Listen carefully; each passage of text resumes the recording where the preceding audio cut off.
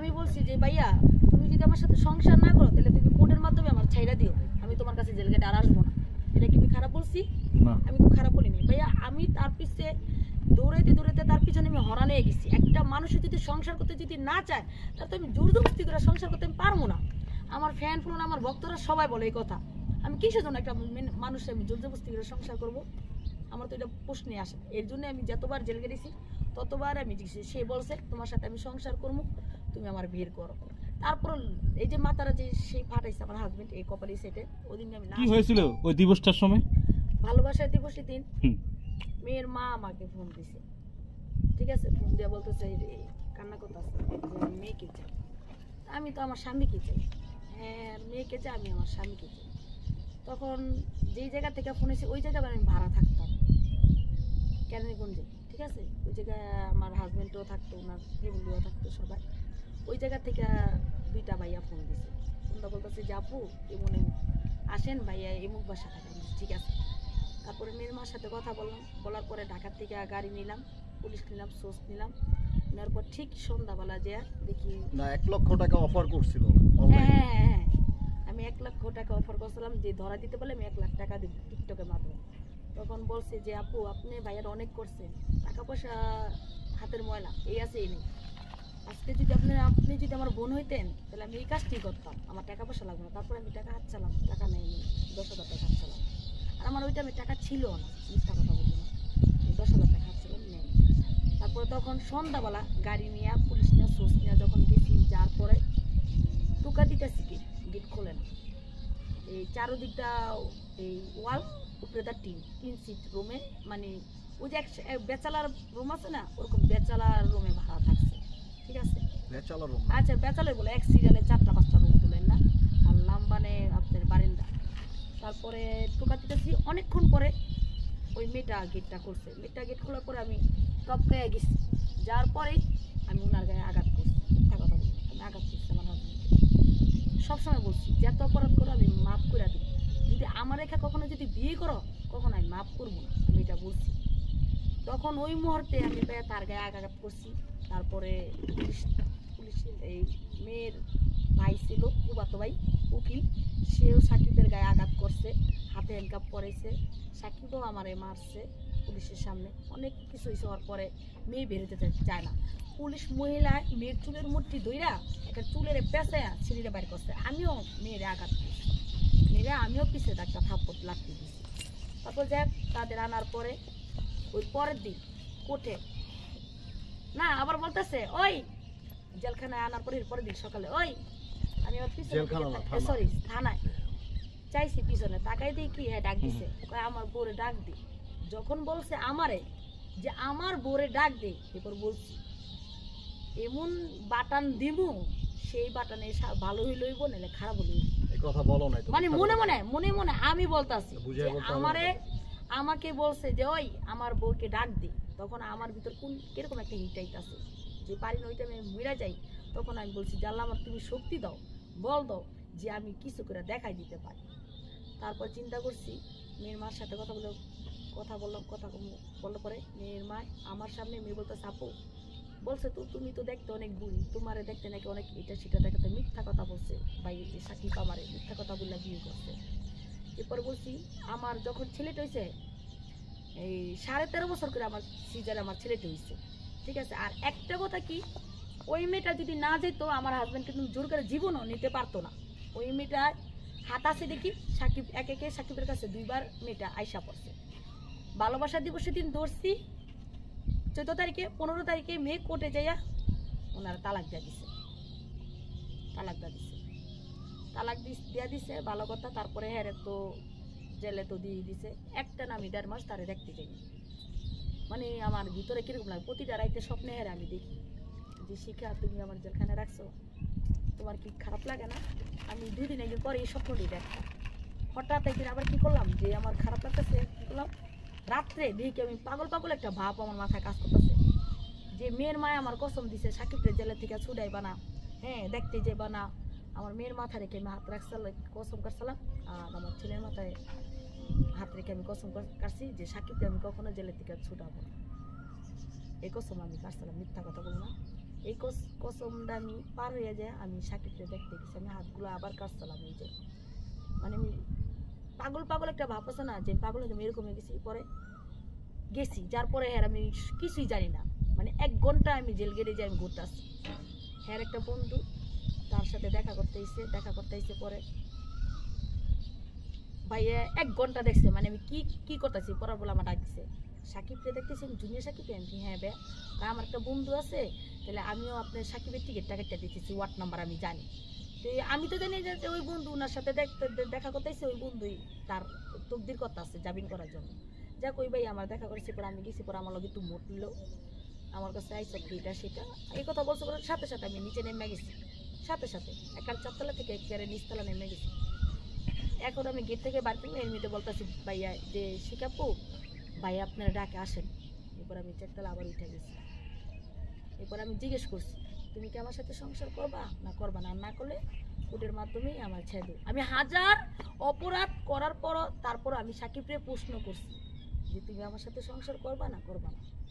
এরপর বলছে হ্যাঁ আমি সংসার করবো, আমার মতন আমার চলতে দেবো। আমি কি তোমার মতন কি, এই যে আমার একটা পেজে ভিডিও বানাইছে, কম পেজ চাইছে, সেই পেজে ভিডিও করছে, ভিডিও করার পরে 60,000 5,000 টাকা 75,000 টাকা না 75,000 টাকা সে পেজে থেকে পাইছে। তারপরে সে আমার মিথ্যা কথা বলবো না 30,000 টাকা দিছে, আর আমার ঘরে 5,000 টাকার বাজার করে দিছে, সে আমার দিছে। সে আমার এটা ভিডিও বানাইছে আমার হাতে, আমি বলতে পারতাম সে আমার টাকা পয়সা দেয়নি, আপনারা আমার কিছু করতে পারতেন, কিছুই করতে পারতেন। সেই প্রথম ইনকাম যখন উঠাইছে কামাই টাকাটা আমার হাতেই দিছে। যে আমার বোনের ছেলে বলছে যদি তোর আম্মুর হাতে যদি টাকাটা দিই শিখা অনেক খুশি হইব। সেই মানুষ আমার রেখা সে বিয়া যে করলেও সেটা আমি কল্পনা করতে নি। হ্যাঁ আমি রাগের মাথায় আমি তারা বুঝছি আমার বাচ্চাটা নষ্ট করে ফেলাইছিল দেখে, সেও বুঝতে পারেনি যে লাত্তির কারণে আমার বাচ্চা নষ্ট হয়ে গেছে, সেও বুঝতে পারেনি মানে মারছে জিদের কারণে জিনিসটা হয়ে গেছে। যে চিন্তা করছি সে তো আমার বাজার দিয়ে গেছে, আমার ঘরে চাউল তো দিয়ে গেছে, তেল তো দিয়ে গেছে, সে তো আমার ভালোবাসে, আমি একটু জেলে যাই দেখি তার পরিস্থিতিটা কি। আমি তো তালাক দিয়ে দিছে। আর ওই মেয়েকে যে মেয়ে আসুক আমি জীবিত থাকা শর্তে কোনো মেয়ে সাকিবের সাথে সংসার করতে পারবো না। কি লেগা করতে পারবো না এখন আপনারা প্রশ্ন করেন কিসের জন্য বলেন? মানে আপনি দিবেন না নাকি? না না কিসের জন্য শিকাপু দিবেন না কিসের জন্য এটা বলেন। হ্যাঁ কেন দিবেন না আপনি? হ্যাঁ কেন দিবেন না, আমার 4টা বাড়ি ছিল, আমার যতটুকু টাকা পয়সা ছিল, আমার সন্তানের যতটুকু হক ছিল, সেই হকগুলো আমি নষ্ট করে আমার হাজবেন্ডের পিছনে আমি ক্ষয় করছি সেই টাকাগুলো। তা আমার কষ্টের টাকা আমার সন্তানটা আমি দূরে ফালাই দিয়া তারে আমি আমার বুকে রাখছি, সেই জিনিস আমার থেকে যদি আরেকটা মেয়ে কেড়ে নেয় সেই মেয়েরও তো আমি বাঁচতে দিব না, তারও তো দিব না, আমি শিখাই জীবিত থাকবো না, 3 জনেই মারা যাবো। আমার কথা নেক্সট টাইম যদি কেউ আসে সেই জায়গাগুলো কি মানে কি করছো, মানে আমার কি আলাদাভাবে কোনো জায়গা না না না না না না না কোশ্চেন করেন? হ্যাঁ এইগুলা বিক্রি করছি, বিক্রি করে আমি আচ্ছা শিখাবো যেহেতু আপনি এত জায়গা ভালোবাসা দিবসের দিন আমার সাউন্ড মার গেছে করেন কত এই টাকাগুলো সাকিবকে কিভাবে দিয়েছে? মোবাইল কিনা দিছি, তারপরে তাদের একটা মেয়ে আনছিল বাসায় কাজ করার জন্য, সে তো মিডিয়ার জগতের একটা ছিল, মেয়ে আনছে সেই মেয়েটার আমি পছন্দ করতাম, যখন আমি বিয়ে দিছি ওই মেয়েটার আমি টাকা দিয়ে আউট করছি। তারপরে আমার তাকে কত টাকা দিয়ে আউট করছে? 30,000 টাকা মনে হয় নিয়েছিলাম না, হ্যাঁ 30,000 টাকা, 30,000 টাকা দিয়ে মেয়েটা নাকি বলছে, যাই হোক মেয়েটা 30,000 টাকা দিয়ে খেদাইছি। মানে আমার টিমের আর্টিস্টরা আমার সাথে কাজ করতে পারবে না, মানে ও তাদেরকে ওই মেয়েটা আমার শ্বশুর বাসায় থাকতো, ওই মেয়েটা সিঙ্গেল একলা, ওই মেয়েটা আমি খেদাই দিছি। তখনই সাকিব ফাঁসি দিছে, প্রথম ফাঁসি থেকে আমি তারে 2 কেটে আমি বাঁচাইছি। মানে ধাপে ধাপে ধাপে ধাপে আমার টিম মেম্বার সব চলে গেল, আমি কারোর সাথে গিয়ে এবার ধরেন আপনি কল দিচ্ছেন আপনার সাথে আমি কাজ করতে পারবো না, এখনো আপনি কোশ্চেন করেন পারবো না, এই জন্য আমি লাস্টে বলছি যে আমি বেঁচে থেকে কি করবো, আমি সুইসাইড করি, আমি মারা যাই। আমি গেট লক করে আমি ফ্যানের সাথে ঝুলে গেছিলাম, ঝুলে আমি প্রায় মনে হয় 15-20 সেকেন্ড বা আধা মিনিটের মতো কিন্তু ঝুলেছিলাম। ঝুলে থাকার পরে তখন আমার গেট ভাঙ্গা, ওরাও ছিল বাইরে, গেট ভাঙ্গা তারপর বের করে দেখে যে আমি ঝুলা রয়েছি। তখন আমি ঝুলা ছিলাম, ঝুলন্ত অবস্থায় ওরা নামাইছে, কারণ আমি আমার ভিতরে ফাঁসি দিছিল আমারই নিয়ে, আমার ভিতরে যদি বেঁচে থাকার যদি আত্মবিশ্বাস থাকতো তাহলে কিন্তু আমি সুইসাইডের প্ল্যানিং করতাম না।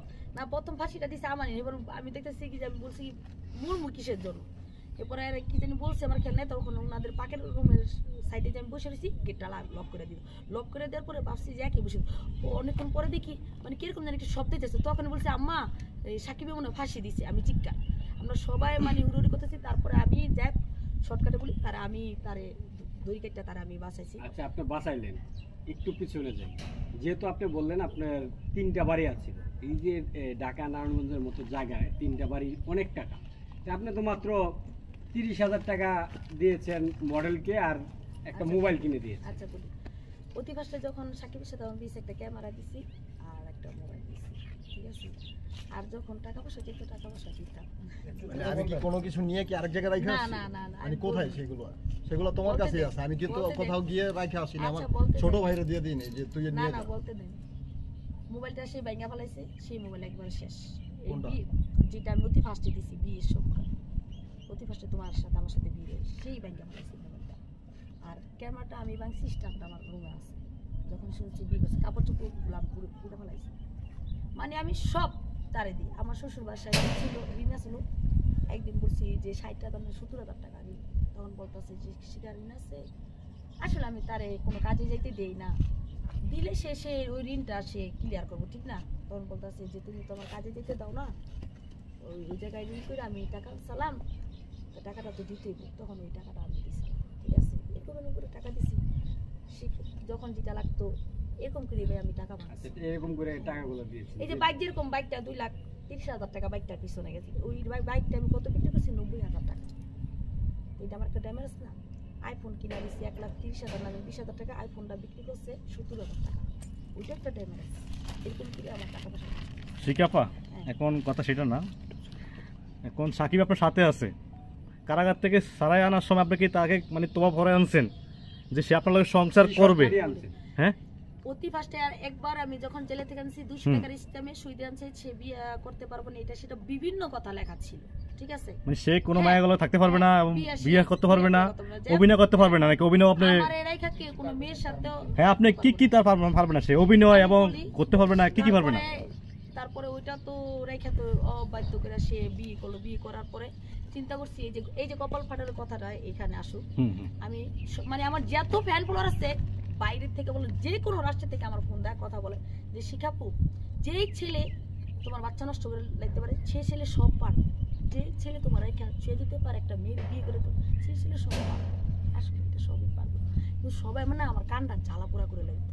মেয়ের মাও, আমার বেশিরভাগ মেয়ের মা মানে আমার মাথায় পেড়া দিত। আচ্ছা, আমরা সাকিব ভাইতে শুনবো একটু। আপনাকে জেল থেকে সারে আনছে শিকাপুরে নাকি? সত্য নাকি কথা? সত্য। তা আপনাকে সে কি কি ইয়া দিয়ে আনছে, যে আপনার সত্য দিছে কি কি আপনাকে? শর্তগুলো হচ্ছে ফার্স্ট অফ অল যে আমি যে মিউজিক ভিডিওগুলো করতাম, নাটক সিনেমা করতাম, এগুলা কোনো কাজ করা যাবে না। হুম। যদিও করি, শিখাকে নিয়ে করতে হবে।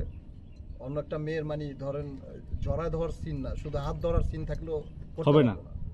মানে টোটালি হচ্ছে মানে কোনো মেয়ের সাথে কাজ করতে পারবো না, মানে মুখামুখি দাঁড়ায় কথা বলবো সেটাও পারবো না। মানে আমার চোখে আই কন্টাক্ট হইলেই প্রবলেম। আর যার আপনি কারণে আমি মানে টোটালি মিডিয়া থেকে হচ্ছে এখন একটু দূরত্বে আছি আপনি সেই সত্যগুলো কি মানছেন? কাজের থেকে। সত্যগুলো কি মেনে নিছেন আপনি? অবশ্যই মাইনে এখন আমি ওইভাবেই কাজ করতেছি। এভাবে কতদিন থাকবেন? এভাবে দেখি আল্লাহ যতদিন রাখে, যতদিন বাঁচায় রাখছে আল্লাহ। এই আমি তো একটা কথাই বললাম যে পুরুষদের কথার কোনো ভিত্তি নাই, নারীরা যেটা বলবে সেটাই। আদালতে যাক, যেখানে যাক, থানায় যাক, আমাকে যদি মানে আমার যদি মানে অনেক বড় ক্ষতিও করে ফেলে, আমি কিন্তু শিখার নামে গিয়ে মামলা করতে পারবো না। মানে ও ওয়াইফের নামে মামলা করা যাবে না। ওয়াইফ গিয়ে কিন্তু একটু কান্না করলেই কিন্তু আপনি মামলা নিয়ে নেবেন। আপনি দারোগা, আপনি বলবেন এই শালার বেটা তুই ভালো না, খারাপ। আমি স্মাগলার না, চোর না, খুনি না, কিলার না। আমি 4 মাস জেল খাটছি। আবার কবে যাবেন? আল্লাহ জানে, মহান আল্লাহ তাআলা জানে। তার আগের বার তো হচ্ছে একদিন আদালত থেকে ছুটে আসছি, আপোষ হয়ে আদালত থেকে ছুটে আসছি, মানে চালান হই নাই জেলে। কিন্তু এইবার হচ্ছে 4টা মাস আমার কাছে মনে হয়েছে যে একদম 4টা বছরের মতো লাগছে আমার কাছে। আমার মানে বুক ফাইটা কান্না আসে। আমি যখন জেলখানার স্মৃতিগুলো মনে করি তখন আমার মানে বুক ফাইটা ধক ফাইটা যায়, আমি বলতে পারি না, মানে এতটা খারাপ লাগে আমার কাছে। যার কারণে ও দেখা করতে গেছে, পরে বলছি যে চলে যাও, আমার সাথে দেখা করার দরকার নেই। কারণ আমি জেলখানাতে অনেক চাপের মধ্যে ছিলাম। একটা মানুষ নতুন জেলে গেলে কিন্তু অনেক অনেক বদমাশ আছে, কিন্তু অনেক জেলখানার মধ্যে অনেক বদমাইশ আছে ব্যাড রিয়েক্ট করে, যে ওই যে নায়ক আসছে জেলে দেখো ওই যে ঘুরতে আসেন, মানে এরকম অনেকেই কিন্তু কথা বলে। আর জেলখানায় 10,000 লোক থাকলে 2-3 হাজার লোক আমাকে চিনে। ওইখানে অনেকেই তো ধরেন আজকে ঢুকছে, কালকে ঢুকছে জেলে, পরশুদিন ঢুকছে, 6 মাস আগে ঢুকছে, তারা আমাকে চিনে। চেনার পরে এইভাবে মানে নিজেও লজ্জিত, মানে আমি জেলখানাও সুইসাইডের প্ল্যানিং করছি, যে আমি ওখানেও মারা যাবো, মানে আমি বেঁচে থাকার কোনো ইচ্ছা নাই এই দুনিয়াতে। তারপর আমি ওরা বলছি যে আমি সুন্দর মতো থাকবো, ঠিক আছে, আচ্ছা ঠিক আছে, আমি বের করো। 3 মাস পরে বলছি।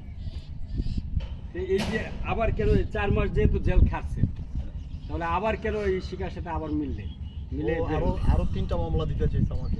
না আমি বলি, এর আগে 17 লাখ টাকা তোমার একটা মামলা আছে, আর হলো একটা যৌতুক মামলা, এটা আমার আরো 1 বছর আগে, ঠিক আছে। আমি বলছি তুমি যদি 17 লাখ টাকা কি আচ্ছা, নিয়েছিলাম বলি, তোমার কাছ থেকে? দাঁড়াও আমি এটা তো বলছি, মিথ্যা মামলা। আমি বলছি আমার লাইফের ফার্স্ট আমি এই যে আমার আমি ফেজ বলি- আঘাত করছিলাম, এই যেখানে অনেক আমি ভিডিও করবেন বলছি না? আমি বলি এটা নিয়ে জেলখানা অনেক ঝামেলা হয়েছে আমার সাথে। আমি যখন আর অনেকে চিনে সোবেদার, আমি একটু বলি, সোবেদার স্যার, তারপর হচ্ছে জেলার স্যার, ওনারা খুব ভালো মানুষ, যার কারণে আমাকে কোনো হচ্ছে ভিডিও গেছে। ওইখানে কেউ যদি রক্ত ঝরায় না শরীর থেকে,